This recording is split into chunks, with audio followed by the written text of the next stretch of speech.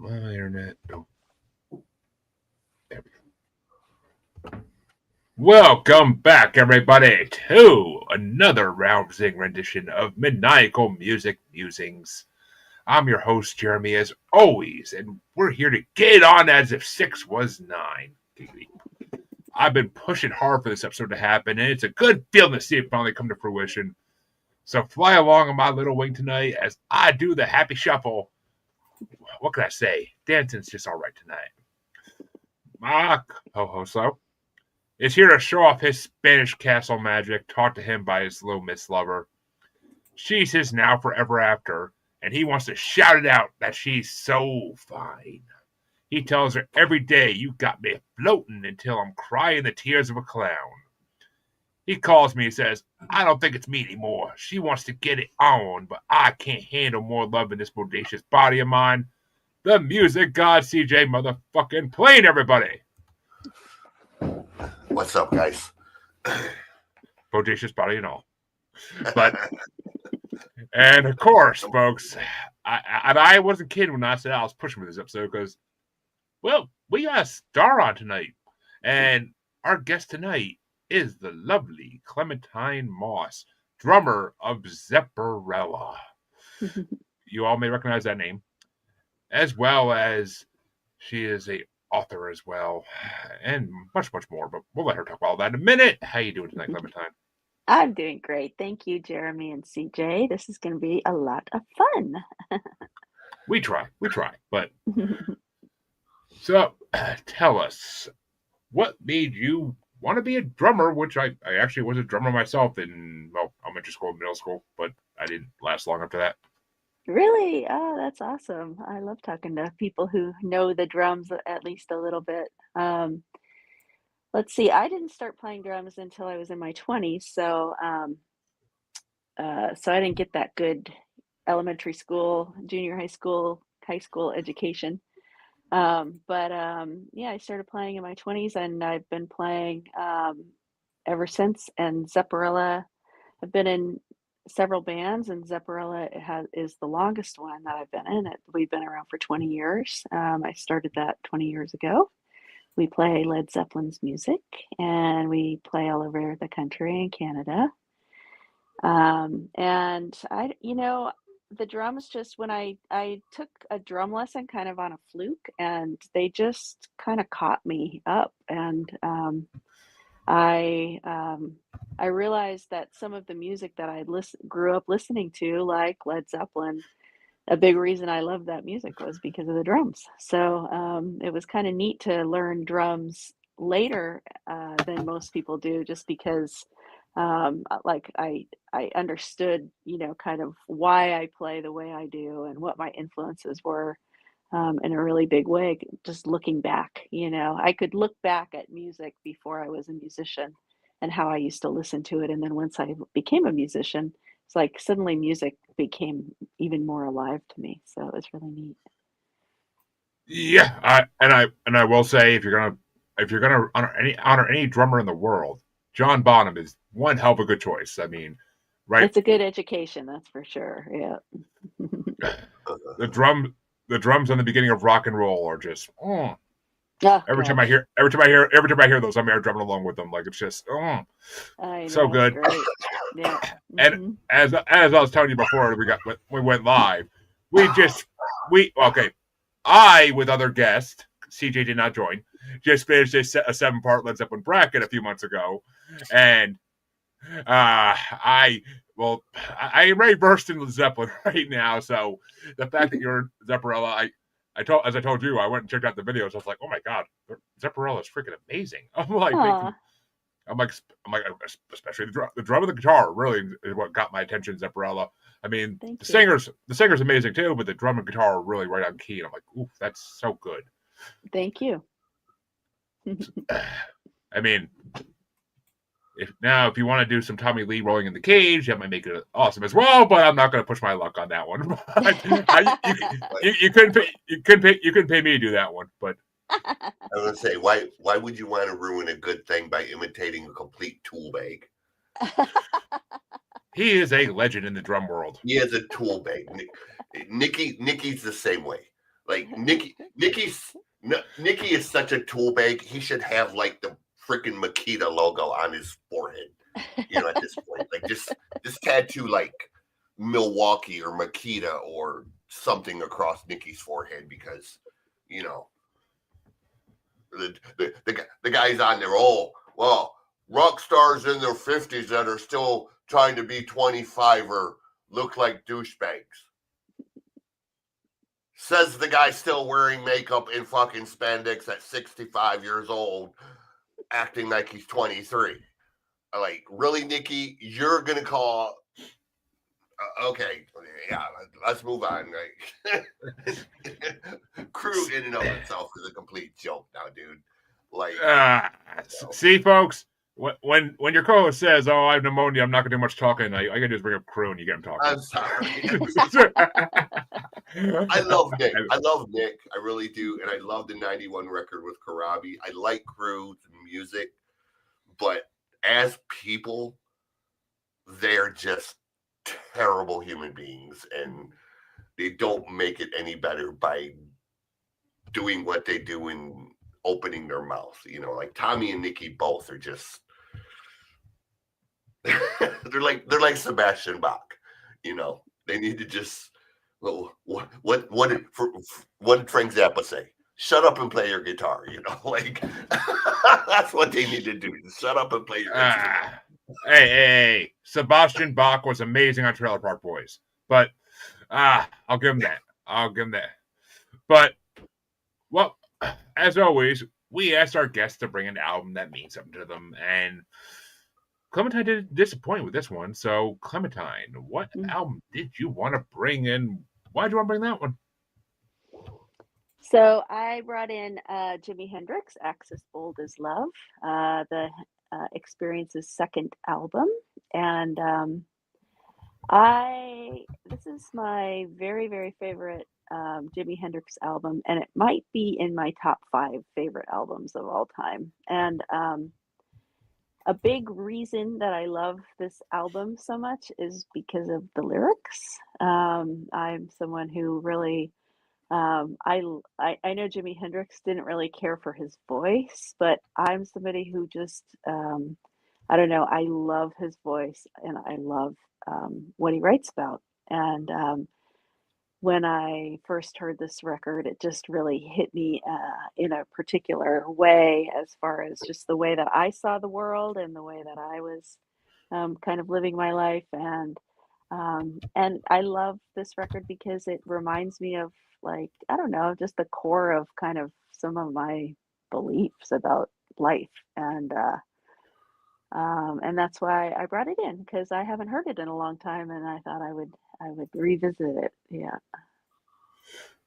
Well, before I get, I'm gonna let CJ go first in a second, but gotta say you are the first person to bring a Hendrix album onto the show. So first Hendrix album we've ever featured on the show, which in 100 plus episodes, that's hard to believe, but you'd be surprised how many times someone brings an artist and I'm like, oh yeah, no one's touched on them yet. Like, it's just there's so many out there. But I'll let CJ give his review of the album first, because I saw something on Facebook yesterday that made me want to make him go first. You're just gonna call me out, right? Oh, gotcha.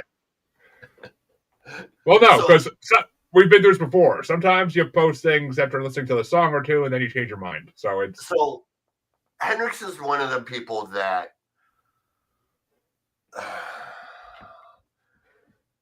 I get who he is. I respect the legacy.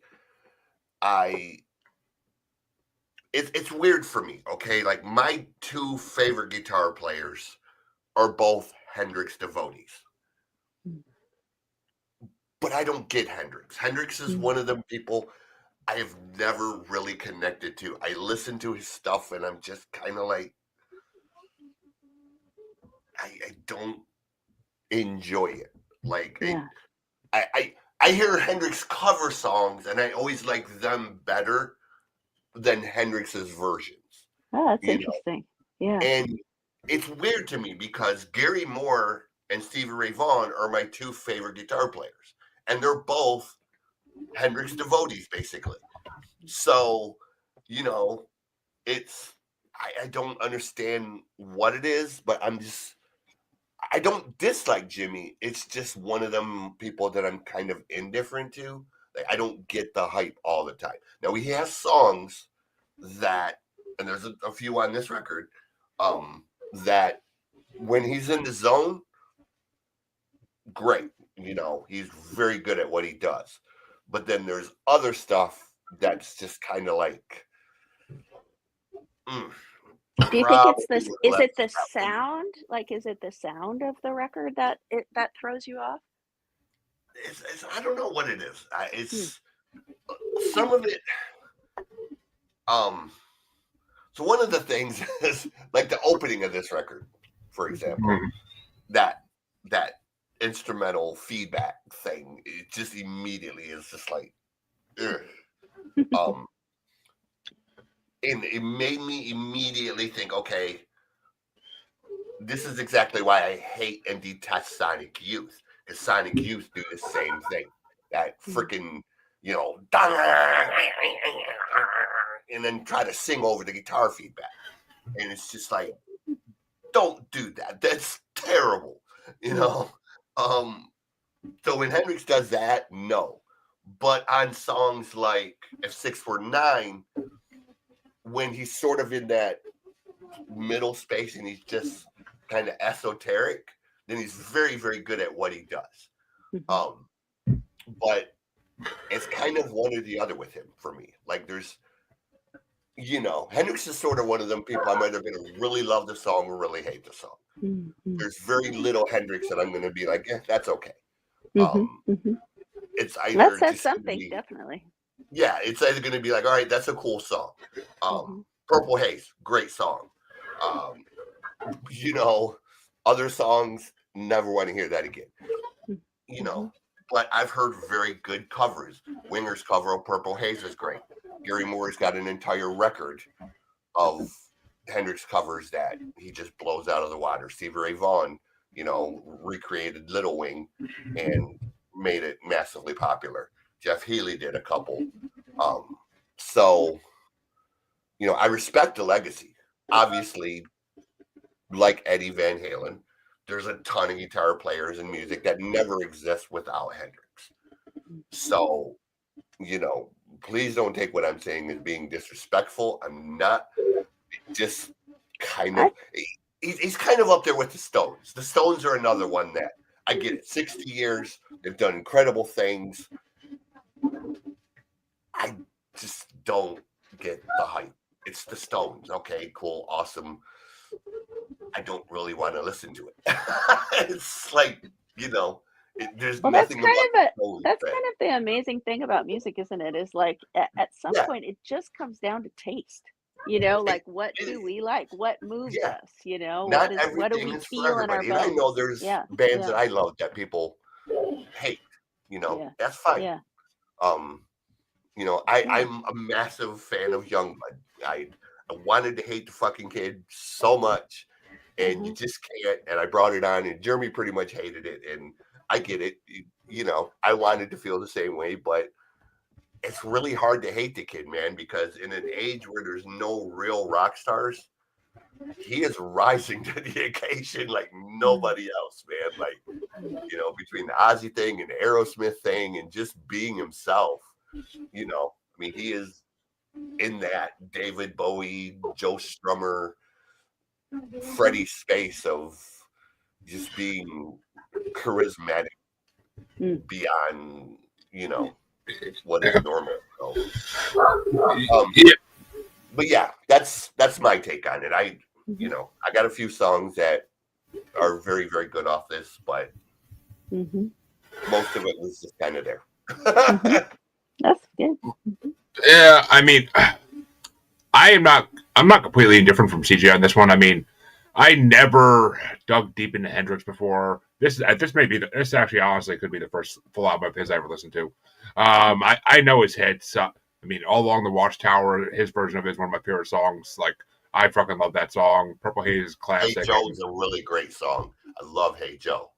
But I mean, And yeah, he's a fucking legend. And I mean, unlike CJ, the intro on this album fucking made me excited to hear the rest of the album because I'm like, because I'm a paranormal podcaster. He's talking about UFOs coming down and arriving. I'm like, oh fuck. I'm like, this is my shit. But it's, I mean, the whole album, as a whole, there were songs I was just like, I could never hear this one again. I'm good with that. And there are ones I never heard before that I heard, and I'm like, oh, this is different. I'm like, this is something I never experienced, and I'm happy I finally got to experience it. So I mean, it with Hendrix, it's a mixed bag to me. It's really a mixed bag. I mean, I agree. I agree with the Rolling Stones thing too. Rolling Stones, fuck them. I have no love for the Rolling Stones. They got a few good songs, but I respect the Stones. They don't excite. I mean, I don't. Yeah, I don't get the hype. I don't get the hype. I mean, with the Devil, amazing song. The rest of their music is just kind of like. Yeah, I mean, I could say your name Rolling Stones songs I like all day, but it's not. I mean, Hendrix though, I get the hype. I really do. Yeah. He was ahead of his time by far, and man, there are theories out there that he had some contact with other worldly beings, and that he learned a thing or two. There's conspiracy theories out there. I'm not gonna lie, but I love the Morgan Freeman is Jimi Hendrix conspiracy theory. That's like such a great. I can't say I've ever heard that one, but that I would need. You've never heard that one?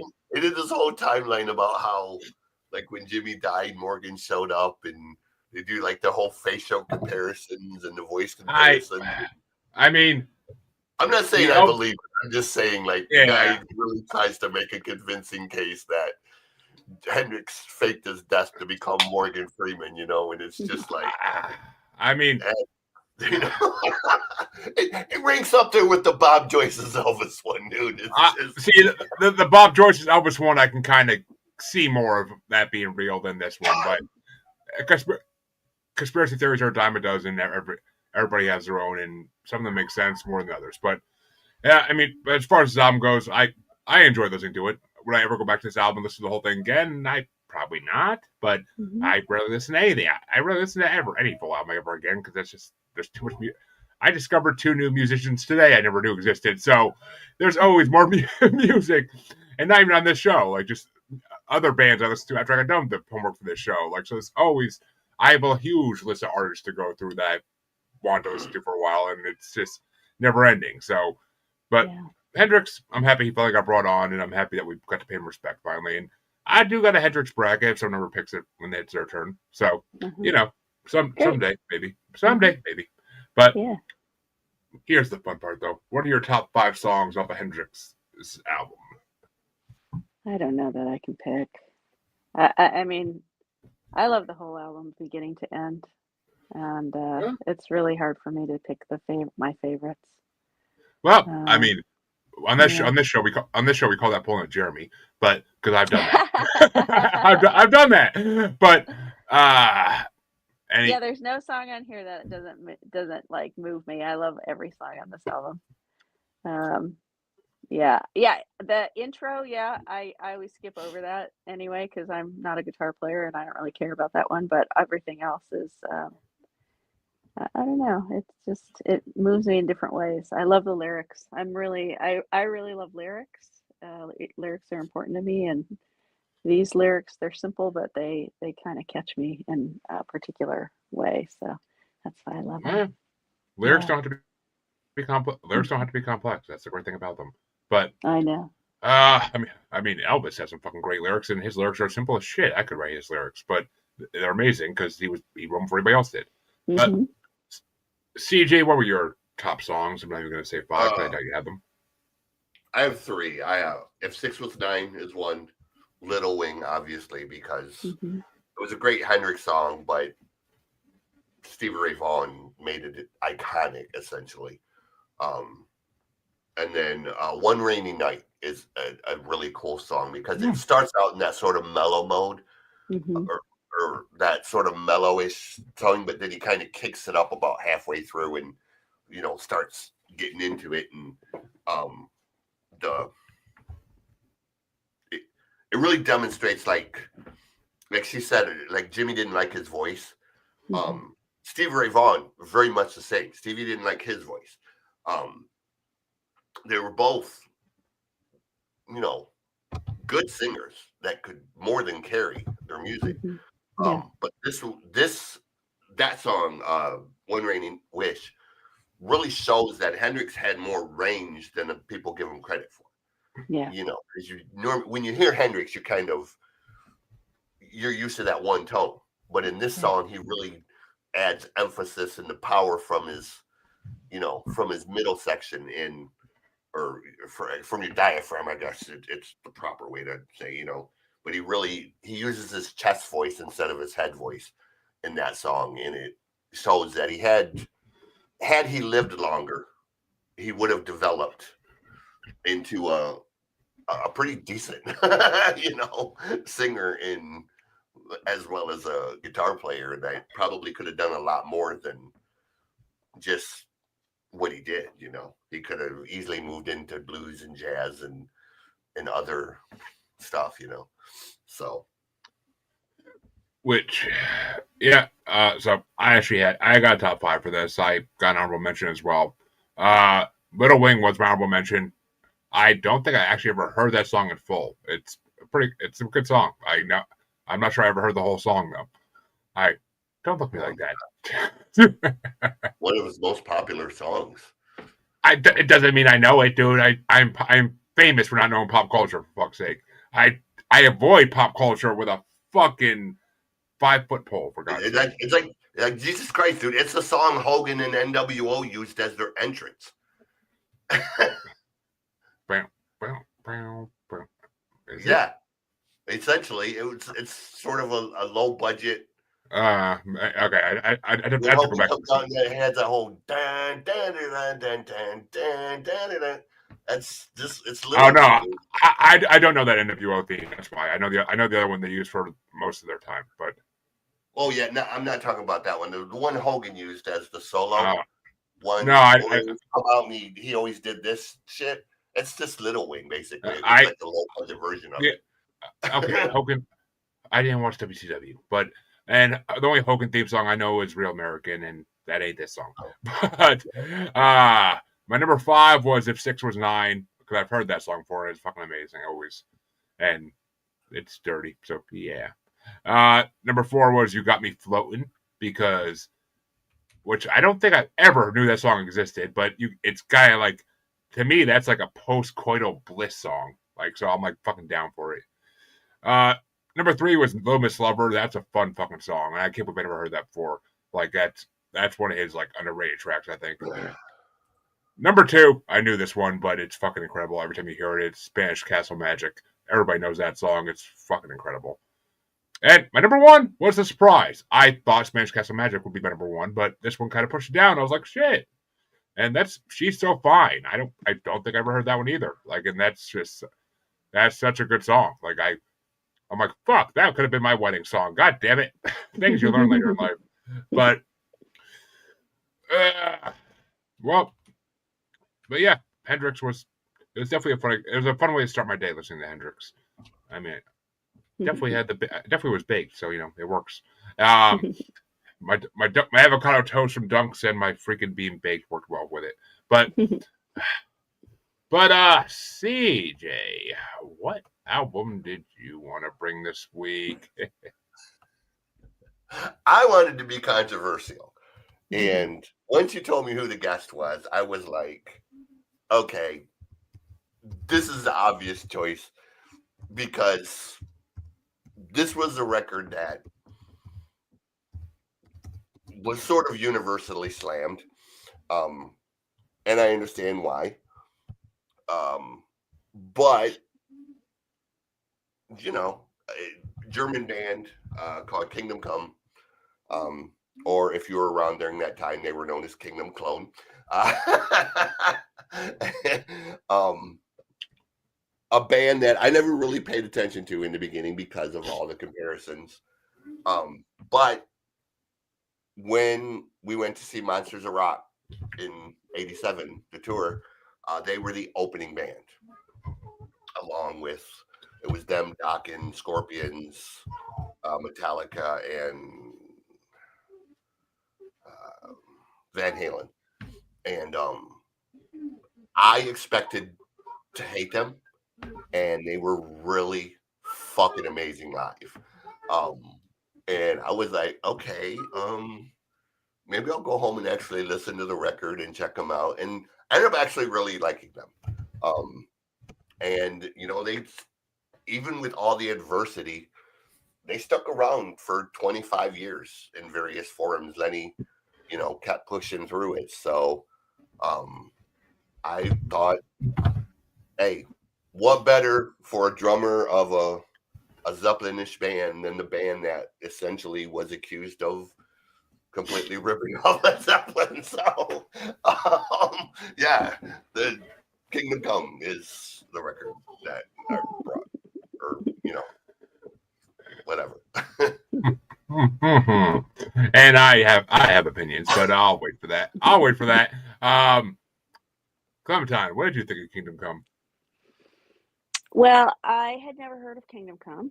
I actually read about them before I listened to the album. Like, what is this music? What is this band? And I saw that they were compared to Led Zeppelin, and I was like, okay. I mean, I've heard bands that sound like Led Zeppelin. Bad Company sounded like Led Zeppelin. Like in the way that they recorded, right? Like the drums. They're really trying to get that sound and stuff. So, and I listened to the first two songs and I was like, what are they talking about? This doesn't sound like anything like Led Zeppelin. It sounds more like AC/DC to me. It sounds, it's like as far as the recording goes, and the drums don't sound, they're not Zeppelin-y at all, And then I listened to the ballad, I think the third one, which was What Love Can Be. And I was like, oh, this is why they're saying that, because they've got some of that like tinkly ballad stuff, like What Is and What Should Never Be, or the Rain Song kind What of was the singing that? sound. Everybody accused, like, it was the singing. Oh, like everybody accused singing. Lenny of ripping off. I could hear it in that ballad. I couldn't Yeah. really hear it in the rock songs. It didn't sound like that to me. But yeah, in the ballad, I was like, oh, that's where it does, like, I can tell he's doing some like kind of planty kind of like inflections and stuff like that. But overall, I felt like they probably got a bum rap in that, in that comparison, because I thought like, oh yeah, I bet they were a really good live band, just because the music sounds really good live. This era of music, I don't know anything about. I was listening to totally different music at this time in my life, and like the guitarist in Zepparella, like she could sing all of the like 80s like hair metal kind of stuff, because it's so guitar driven, right? And for me, like at this time, it's like I just don't know this music. Like, so when I listen to it, I'm like, oh, that sounds like the songs, like those songs that I never really listened to, that it just never resonated with me. I think the lyrics are really like annoying to me. They're all like, come on, baby, let's get it on. And I'm just like, all right, dude, like, can you write about anything else? Like the last song, I think, is about like, okay, like trying to like uplift people and stuff. And I'm like, okay, there's a lyric that like at least is just not like, come on, 17-year-old, like, let's get it on kind of thing. And I'm just like, okay. Yeah. So yeah, it's not, I don't feel like it's fair for me to even speak to this, because I just don't, I've never listened to this era of music, of hard rock. Yeah. So to me, people compared them to Zeppelin. I thought they sounded more like T-Rex personally than Zeppelin. But I get the comparison. Also, I'll point out that the drummer of Kingdom Come eventually ended up being the drummer for the Scorpions. So that makes sense, because that sounds like, I mean, it's like very of that era. I feel like of this era, it was really like, every band had to have like the killer guitar, right? And like it was the guitar era, and all of those guitarists, like they really went on to like kind of become their, have these really great solo careers. And then many of the drummers as well, Yeah. And I feel like it was the singers a lot of the time that were like this wild card that that ended up yeah. being The crazy troublesome. thing about it Yeah. on Monsters of Rock tour, Kingdom Come was actually handpicked by Eddie and Alex to be the opening band. The rest of the bands were put together by the label, the Scorpions and whatnot. But Kingdom Come was handpicked by Eddie and that. So I don't know if Eddie felt sorry for him or Eddie just liked them personally, but it says a lot when you're being slammed in the media from all sides, and then Eddie Van Halen kind of says, "Well, we're doing this massive American tour," and it was massive. Well, I could see that because I mean the redeeming thing about this band to me was some of the guitar. I mean, I thought the guitar in different places, I think, could be interesting. Yeah, I think really my nails on the chalkboard thing is really about the vocal, I think. Yeah. Oh, here you go, CJ. Here you go. I actually fucking love this band. Like I don't get the fucking hate. I get it. This guy sounds like someone put Robert Plant in a fucking cloning machine and cloned him, but cause I could Get It On. Like, oh my god. Yeah. That whole song, he sounds like Plant. He sounds like fucking Plant. Everything else about that song is a direct T-Rex ripoff.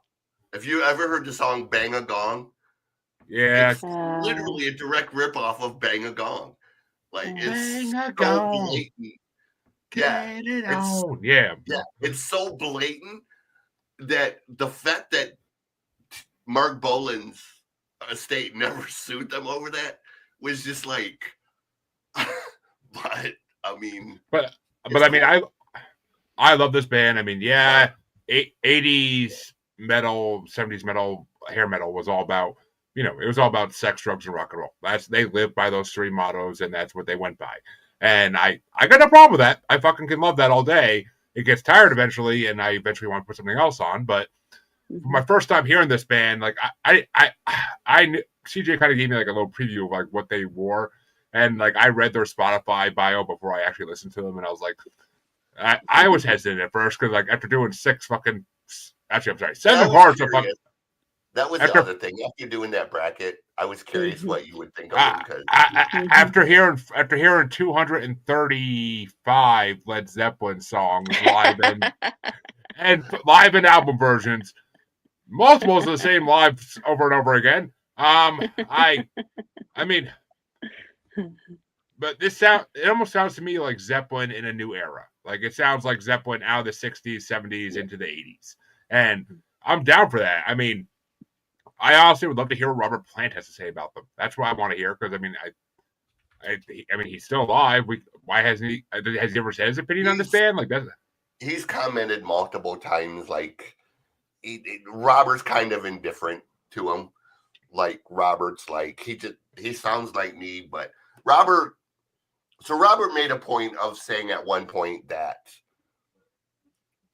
trying to explain that sometimes people just sing the way they sing. And it's not intentional of them trying to copy someone, but sometimes you just sound like other people. Sometimes you sound like Dio. Sometimes you sound like David Coverdale. Sometimes you sound like AC/DC. It's just the tone of your voice. Sometimes you're trained to do it. Sometimes you do it naturally. Lenny was not a trained singer.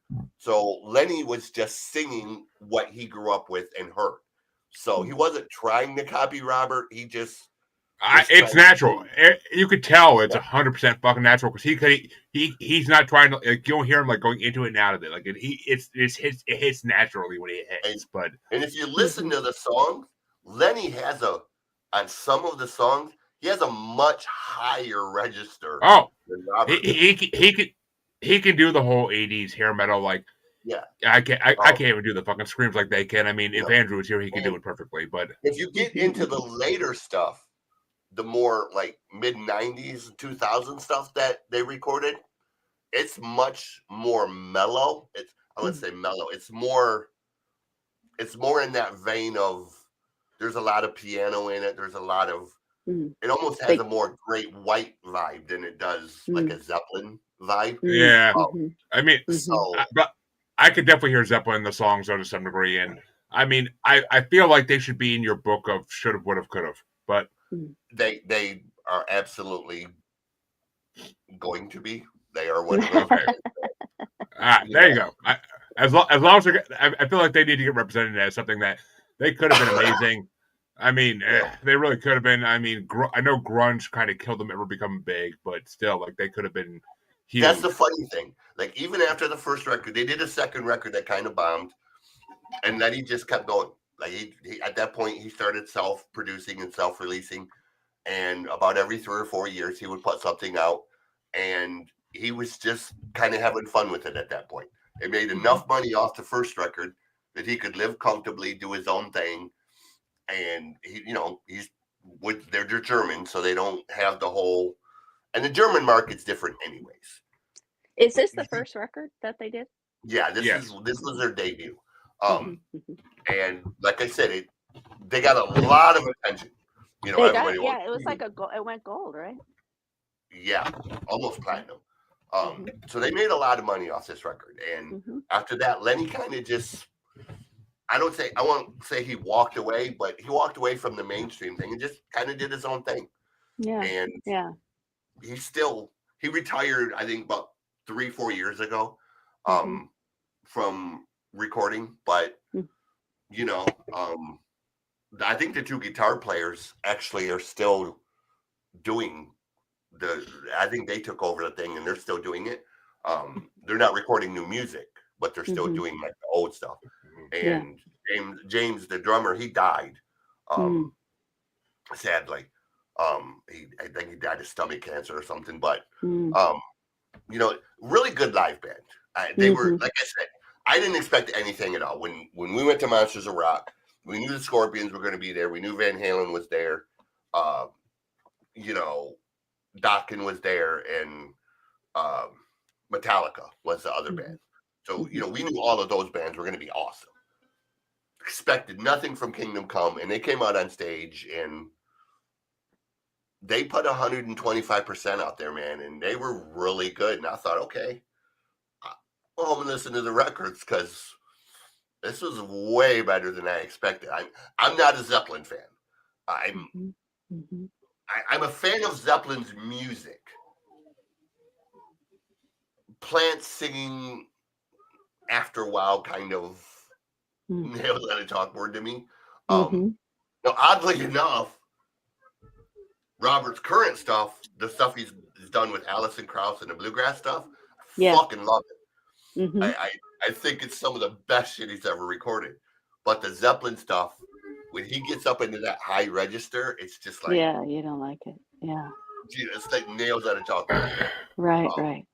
But music, songs like Kashmir and Black Dog and the Lemon Song, musically, if you could take his vocals away and just make them like instrumental songs, those are epic fucking songs. Like Carousel, the most underrated Zeppelin song ever, and I wish Zepparella had a video of it. I'm not taking anything away from Jimmy, John, and John, I guess, because it's John Paul Jones, John Bonham, and Jimmy Page. So I'm not taking nothing away from those three.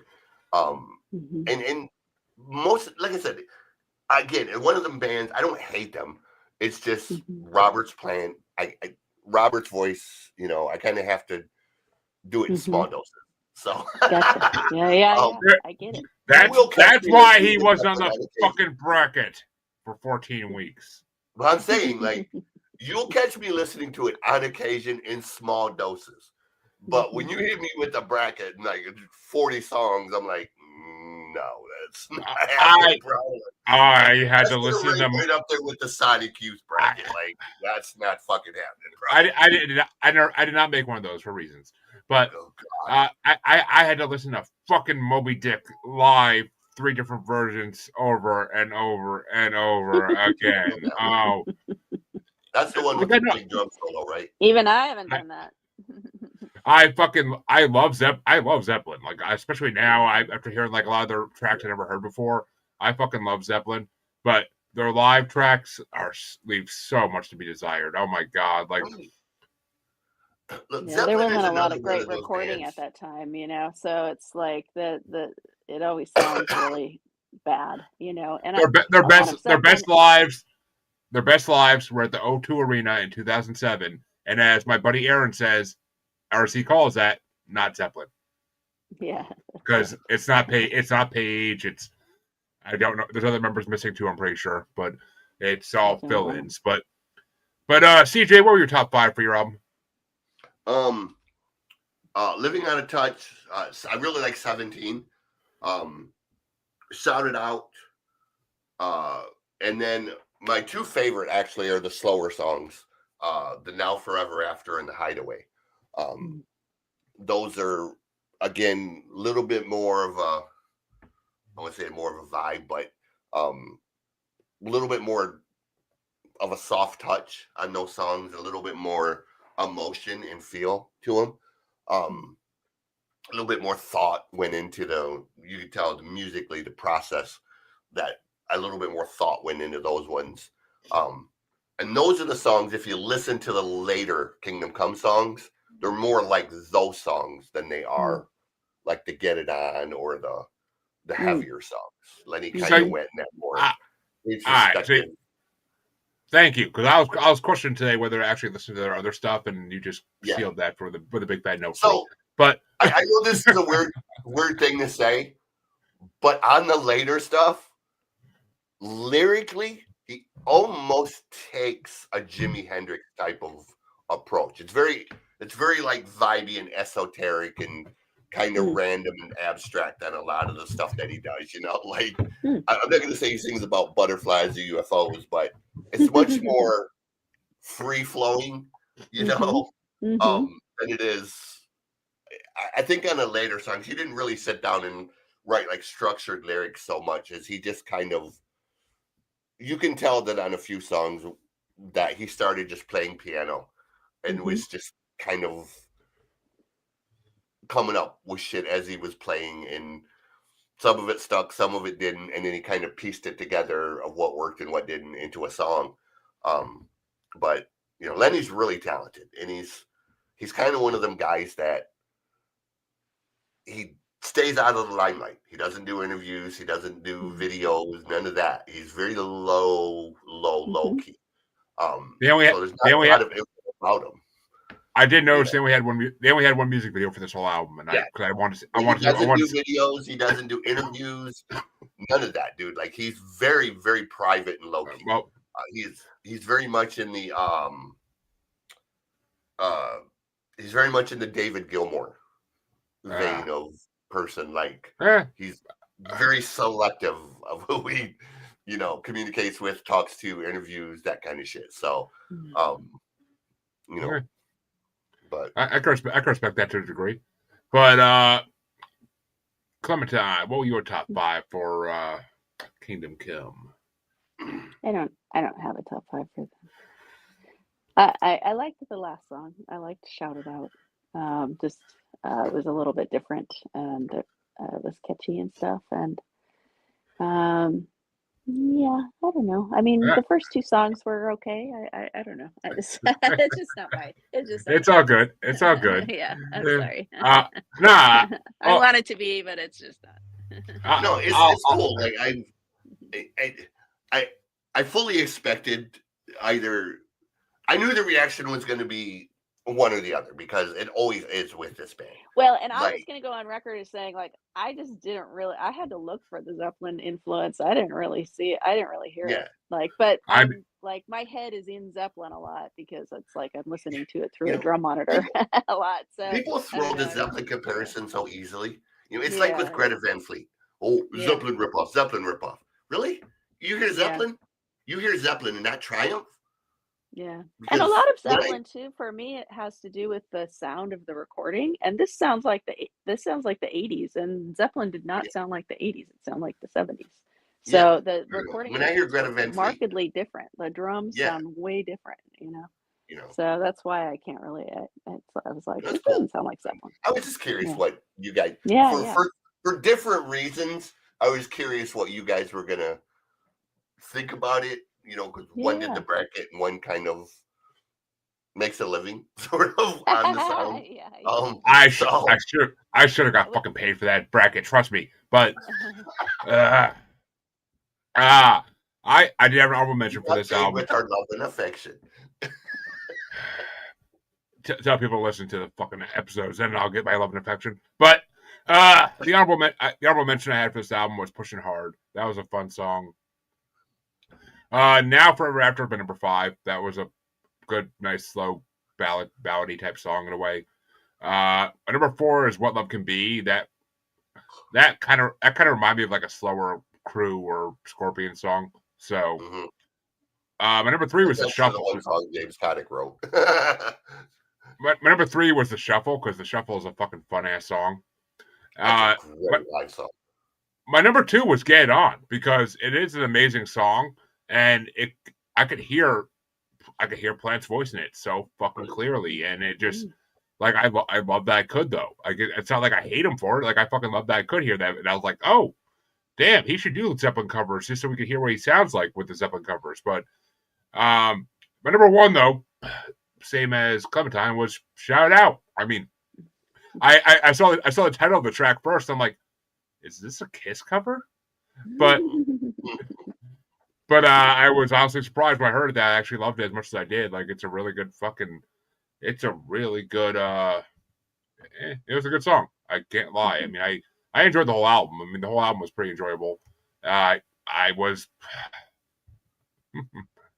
skeptical at the beginning of what I was going to think of this band, but once again, CJ surprised me a little. So, shit, what can I say? So I like to be surprised with the music because I had to listen to so much of it for different reasons. So, it definitely made for a good choice. And I'm happy. I'm happy I know they exist. Will I ever go listen to their other stuff? Unlikely, but you never know. Things change in life. And CJ may bring another one on eventually, for all I know. So I have no faith. I only brought this one because when you posted her bio and it said Zepparella, I was like, oh, we got to do Kingdom Come just to kind of get the reaction, because most people's reaction is immediately like, and it's funny to watch him just like last week when soon as I mentioned it, what was his response immediately? Cole, you mean Kingdom Clone? Yeah. That's the reaction you get 97% of the time, is those people who only know them for Get It On and being the Zeppelin clones, or being labeled as the Zeppelin clone, that have never, Yeah, I mean, it's definitely. I'm happy I heard it. That's all I can say. I'm happy I heard it. Yeah, it's not something I listen to all the time. It's just there's a bunch of their songs I like to pull out just to kind of mess with people. There's a bunch of them. There's a bunch of their songs in my listen to Spotify now, so they'll pop up from time to time in my life. But I guess it's time to move on to the final album of the night, my album, which I mean, I'm continuing a trend I kind of did last week, but it works this time because I saw the album that Hendrix's album came out. I saw the year Hendrix's album came out, and I was like, all right, what else came out that year? And we're doing a Motown bracket right now in our specials, so I've been in a Motown mood lately because it's my bracket choice, and I picked that Motown because I fucking love Motown. And last week I got to do the Four Tops because I have been discovering my deeper love for the Four Tops, and I happened to see one of the albums that came out in '67, I think it was this one, and it had one of my favorite tracks by this artist on the album. Only one track I knew even on this album, but it was it was my favorite track by this artist. So I was like, shit. I'm like, all right. And I almost brought there's a couple other choices I almost brought. I almost brought a couple there. Actually, I think who the fuck was it? I forget who I almost brought beside them. I had a couple albums like picked out, and I was like, which one am I going to bring? And I ended up going with Smokey Robinson and the Miracles' "Make It Happen" album. Because, I mean, it's Smokey Robinson. The guy has a voice like nobody you'll ever fucking meet. And it's just classic. So he influenced so many other musicians, including rock and metal musicians, to do what they do. He's a legend. He's a fucking legend. And I was like, oh, you know what? I never actually listened to a full album of this guy, so let's pick this one and see what happens. I'm going to see how much I like this album. And I wasn't disappointed. I mean, kind of the same reaction I had with the Four Tops last week. It's like half the album I loved, half the album I was like, this is kind of boring. But half the album, more than half the album, maybe even I loved. Like, it was the songs I loved, I freaking loved. So I wasn't disappointed with my choice, and I was like, shit, let's see what CJ thinks of this and see what the guest thinks of it. So fucking Smokey Robinson, people. I mean, he's a legend. He's a fucking legend, and he influenced so many. He was the first Motown star too. He was the first Motown star to sell 1 million copies of his album. So he set a precedent, and people ran with it for the next fucking 20 years in Motown, up to the Jackson 5, and even down to Boys to Men if you want to go that far. But yes, and they're in the Motown bracket. I don't, whether you agree or disagree, they're in there. So fuck it. Somebody else is in there too that people are like, they're Motown, and I was like, I guess. But yeah, I mean, Boys, he inspired a lot of people, so gotta pay homage to a legend. And it's about time one of his albums came on the show finally. So I gotta ask, Clementine, what did you think of Smokey Robinson? Well, I'm a big fan of Motown. Actually, when I was first taking drum lessons, I played a lot of Motown to kind of get up to speed on a lot of like the really best and most basic beats that kind of translate into every genre. And Smokey's voice is amazing. I was reading about this album and that his future wife, was in this, I think. I don't know if they were yet married when they were recording some of these songs. And then I didn't know that Stevie Wonder, who was 16 at the time, helped write 3 of the songs. Can you believe that? I mean, he's like such a genius. I think he met Smokey when he was 11. Like one of the musicians brought him into the studio, and then he wrote 3 of the helped write 3 of the songs, and they happen to be 3 of my favorites. So it's really amazing. I'm not surprised. It's fucking Stevie. So I'm not who has like 5 or 6 songs in this last part of the Motown bracket this Saturday. God damn it. Like I love Stevie, but Jesus Christ, it's a lot of Stevie. But I'm not surprised. Did I see this coming? Just like Stevie? No. But it's yeah, it doesn't surprise me. But I'm happy you enjoyed it at least. see, that's the thing. Motown's always a safe bet. Everybody always fucking loves Motown usually. I get to come across someone that says I hate Motown. All right, I mean, I know a few people who said like, "Oh, it's not my style of music." I'm like, "Yeah, it's because you're a metalhead. Unless it has a fucking shredding guitar, you're not gonna listen to it." But I get it. I mean, some of it, like there's some little things that, like there's some little introductions or some chord progressions where we associate it with being a little cheesy. There are a couple of those moments at the beginning where they're doing like the ooh-ahs and stuff where it's just kind of like, okay, that's just kind of like I don't know, we associate it as being like we've heard it a lot, I guess, is what happens. Yeah, I mean, but I think that for the most part, like the meat of the songs is always really like it gives you something. Yeah. Well, I mean, it's Smokey. We also have heard him covered 1,000 times. I mean, the Temptations did a whole album, like the Temptations sing Smokey. Like they did a whole album like covering his song. So we've heard his songs 1,000 times. But CJ, and I'm pretty sure I already know where this is going to go. But what did you think of Smokey? I'll repeat what I said last week. Grew up in the front seat of a truck. Dad's huge into Bob Seger, Boston, that kind of stuff. When he finally did get married, my stepmom, she was a massive Motown fan. So once I was at home, Motown played most of the day. We had, for those of us that are old enough to remember them, we had the big, massive Zenith unit where the top flipped up and it had the record player and 8-track and, so the silver Silvertone speakers to it, which you didn't really know the name of the speaker company unless you pulled one of them things apart. But they were indestructible and they sounded so amazing.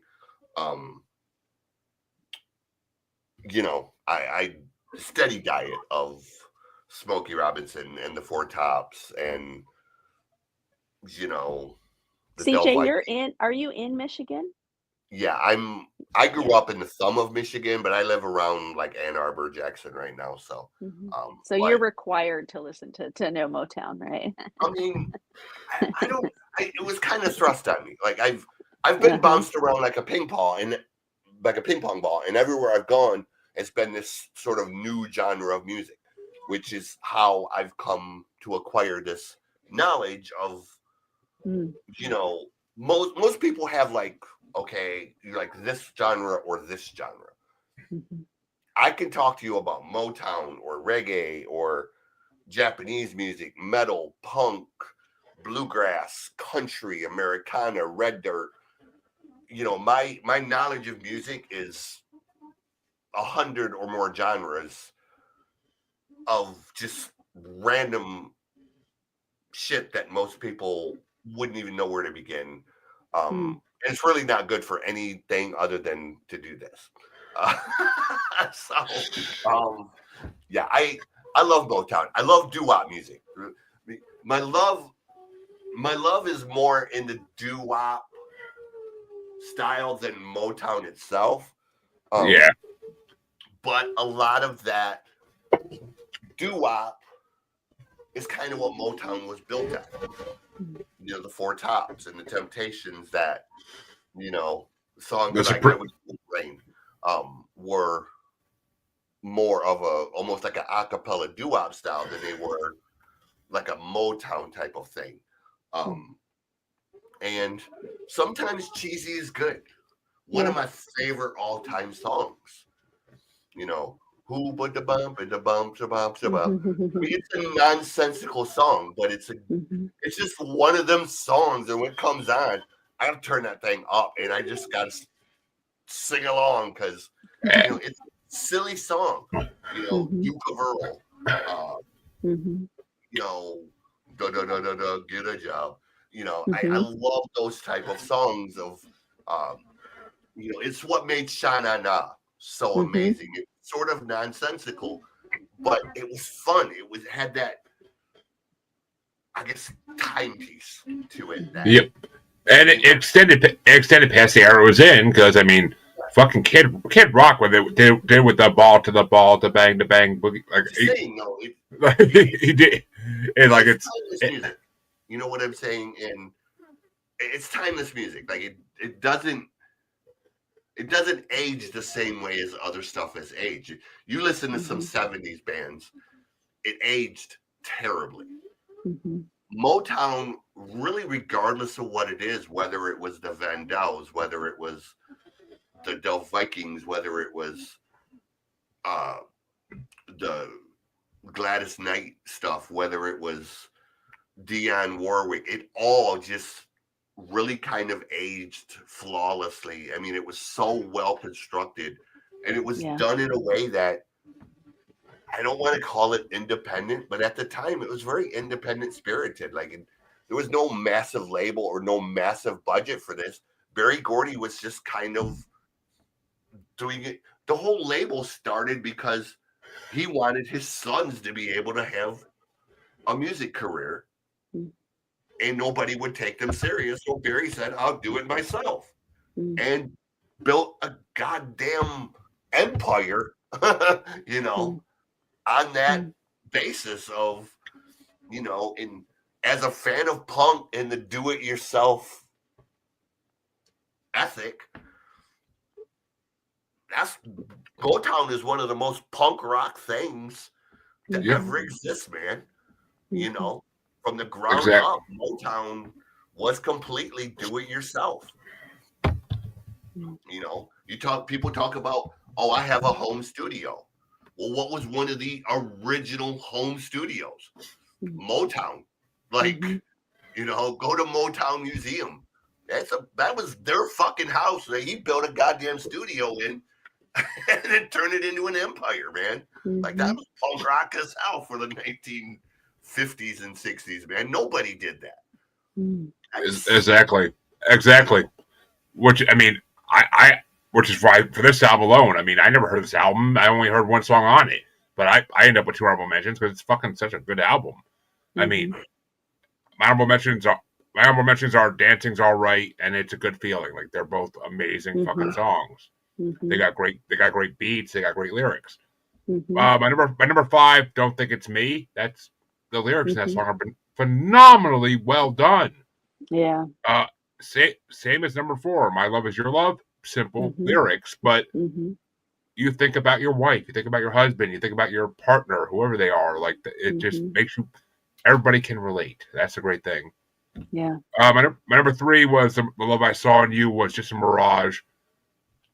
Who the fuck in the 60s writing shit like that? Nobody. The lyrics in that one are really special. I really love the lyrics in that That's song. one of the ones Stevie Wonder wrote, right? No, I don't think so. I thought it was one of the Stevie songs. I don't think so. Well, I think my number 2. Yeah. Oh, go ahead. My number 2 might be one of the songs he wrote, I think, but my number 2 is "More Love," and I can't say enough about my number 1. My number 1 is one of the best songs of all time. Just the melody of it and everything else. "Tears of a Clown." Like the lyrics are number 1, right? I mean, it has to be. It's the reason I picked this album, and I mean, and what guy in this world can't relate to that fucking song? Like when I hold it together in public, but when I'm alone, I cry the tears of a clown. Like it's just every guy can relate to that fucking lyrics. I think every human can, because we all kind of wear a mask, right? And it's like holding up that mask that we show to the world can be really exhausting and lonely. Yeah, I mean, it can be, and I mean, I could go into a whole men's mental health thing here, but I don't feel the need to. But it's "Tears of a Clown" is just a phenomenal song for everybody can relate to, everybody. So, and it's so well put together. I mean, it's that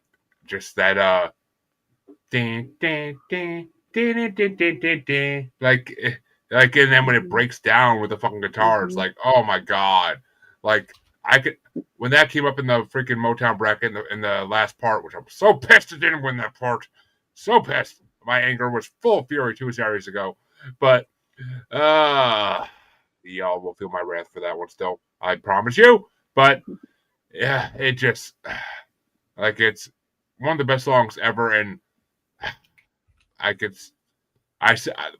saying for Motown is the best Motown songs are the ones that make me dance like a white Uncle Phil. And that one will make me dance like a white Uncle Phil every day of the fucking week. And when it was on that playlist for that Motown part, we would get to the end and I would play it again like 10 times in a row because it's just such a short, beautiful song. But Clementine, what were your top 5 songs? Well, that's definitely my number 1, right? I mean, it's a perfect song, I think. I really liked "After You Put Back the Pieces, I'll Still Have a Broken Heart." It's like, that's pretty wonderful. It was lyrically well done. Yeah. Yeah. I really like the "Soulful Shack." I was like, actually, I kind of want to go there. Like, he kind of sold me on like just that feeling of being in a small, like a little place where like really killer music is playing and stuff. I like that one. I liked "My Love Is Your Love." I think that one's really lovely, and I liked "You Must Be Loved" too. Good love songs, and I like there are a lot of songs about like being betrayed too. I think he does, the betrayal song really good. That he one, does, yeah. Yeah, the desert one was really a great one. So yeah, I was really happy that you picked this. It was really fun. Oh, I was happy to get the Motown on my system because It ain't coming back after this week for a while. It's like I'll be Motown down after this Saturday. So, but Pneumonia Boy, what were your top 5 picks? I didn't put these in any particular order. The 4 songs, I was kind of just writing them down as I heard them, and they caught my attention. Motown is one of them things. I love Motown, but it doesn't always catch my attention. Like, some of it sounds very similar to other stuff, so it doesn't stand out. But then there's those occasional songs that obviously do stand out, and you're like, oh wait, that's a really great song, or something they sing, or something, or the hook or something will be like, why do fools Frankie Lyman was somebody. I fucking adore Frankie Lyman. So sad he died so young. But I have Tears of a Clown, obviously. After You Pop Back to Pieces. The Love I Saw in You with Sister Mirage. And the one I really like on it is It's a Good Feeling.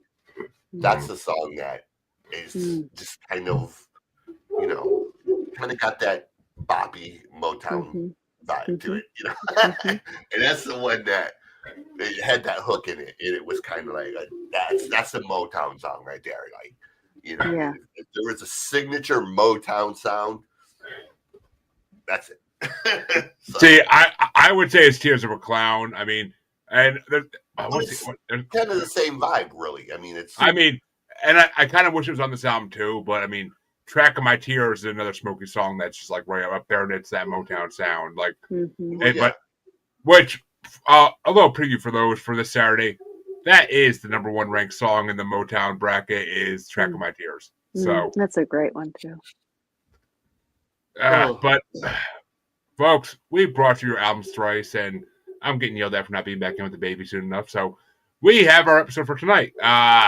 We were very happy to welcome Clementine. She was a great guest, and we had a lot of fun talking to her about music. But Clementine, tell them where they can find you and Zepparella and everything you do.